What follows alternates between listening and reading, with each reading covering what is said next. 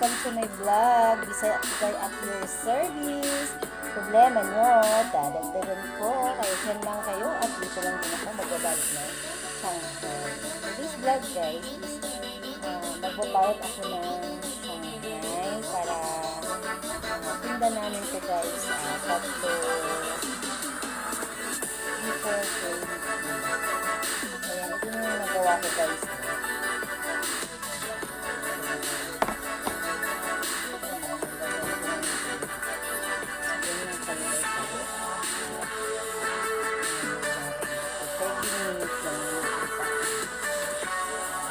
Pala sa mga friends ko dyan guys, share lang ako tungkol sa buhay, sa aking buhay.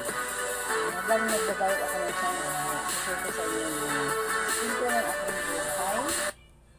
First, ayan, nga pala si Sherry. Ang totoo ko talagang pangalan guys is si Sherry.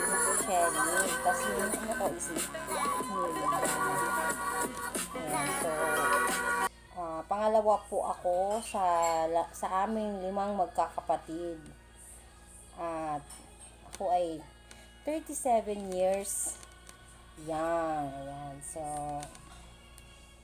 at the age of ako po pinanganak doon sa Bukidnon, sa part ng Bukidnon which is Alae. Ayan, doon po ako pinanganak.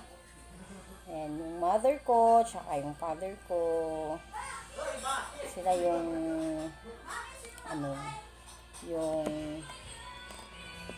ayan guys, balik na tayo sa chika natin about myself. Yun nga, from Alae, Manolo Fortich, Bukidnon.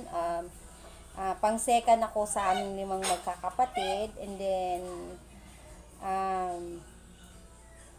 nakipagsapalaran. Ayan, bakit ako napunta dito sa Baguio? Ayan, way back 2013, nagpunta ako nag-abroad ako sa Dubai. Ayan, napunta ako sa Dubai. Then after nun, umuwi ako. After sa contract ko, umuwi ako. Tapos, nag-apply ulit ako sa Singapore. Pero, sa kasamaang palad, hindi po ako pinalad. Kasi, yung sa Singapore is, free yung pagpunta mo sa Singapore. Lahat ng training free siya. Kaya lang, yung inayawan ko doon is yung in 6 months, yung sasahurin ko is 3,000 Philippine money. Kasi daw yung mga nagastos ko dito, babayaran ko daw. So naisip ko, kung pupunta na ako sa Singapore, tapos within 6 months, yung sasahurin ko is 3,000 Philippine money. So ang naisip ko, mga tulong muna ako sa Maynila. Pero since kasi sa Maynila, wala naman akong masyadong dun sa Maynila. May tita naman ako na nandito sa Baguio. Nagpatulong ako sa kanya kung meron bang mapapasukan na trabaho. So, ang sabi niya, sige pumunta ka dito sa Baguio kasi meron akong papapasukan sa'yo. Which is yung kantin nga dito sa Baguio. Sila yung naghawak ng kantin. Kaya yun, namasukan ako doon.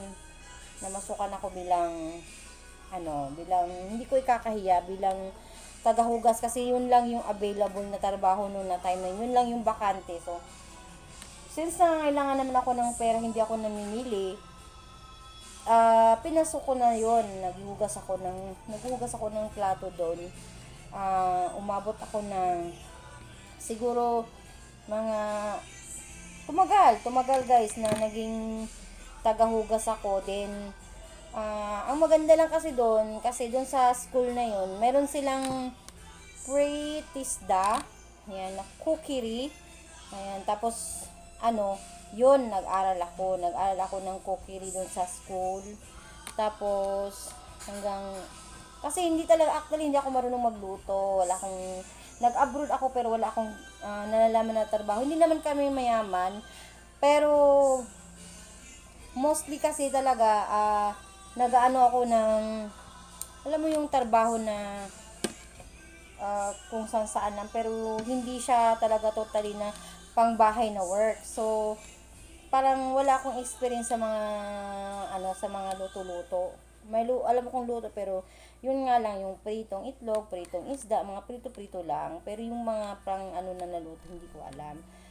So yun, after ko nag-graduate ng cookery, tuloy pa rin naman ako dun sa pinapasukan ko. Tapos nag-resign nga yung tagaluto nila kasi nga matanda na rin siya. So, ako yung pumalit sa kanya. So, yun, tuloy-tuloy na yung trabaho ko dito sa Baguio hanggang siguro naka-recover na rin. So, inisip-isip ko rin na hindi na lang muna ako mag-abroad kasi ko naman na naging okay naman yung buhay ko at saka nadala ko naman yung mga anak. Yung anak ko pala, yan, nadala ko pala siya. So, nag-aaral sila. So, kasi nagpo-focus ako dun sa isa kong anak na lalaki kasi medyo slow siya. So, sabi ko, hindi naman ako mag-abroad. Hanggang natuluyan na hindi nag-abroad kasi nga dahil sa pandemic, ayan, tumigil na rin yung pagkakantin namin dun sa pinapasukan ko kasi nga wala nang face to face, wala nang mga estudyante na magiging customer namin kasi yung mostly na mga customer namin dun is mga estudyante kasi nga kami yung naghahawak ng kantin. So nung nag-stop na siya kasi na dahil sa pandemic, yun, nagbukas ng bagong kainan naman yung boss namin. So ako yung tagaluto. Tapos, minsan, nagki-cater din kami. And then, yun. Hanggang ito pa rin yung trabaho ko. And then, yun na nga guys, kaya ako nandito sa Baguio. Kasi, dito nga yung location ng trabaho ko. Tsaka, dito yung parang, yung trabaho ko nga dito lang. So, nagagawa ako ng Shanghai ngayon. Ayan, yung Shanghai. So, yun, okay naman yung buhay na nandito ako. Kaysa mag-abroad ako, mapalayo na naman ako sa mga anak ko. Tapos yung panganay ko na anak is nandun sa pinsan ko sa Jensan. Doon kasi siya nag-aaral. Tapos, yung pinsan ko, doon din siya kaya napunta ako dito sa Baguio because yun nga guys na hindi ako natuloy sa pag-abroad. So, yun. Tapos kung okay naman yung stable naman yung dito. So, naisip ko hindi na muna ako mag-abroad kasi pag nag-abroad ako, siyempre mapapalayo ako sa mga anak ko. Tapos ayoko na malayo na naman ako tapos yun, slow yung buhay.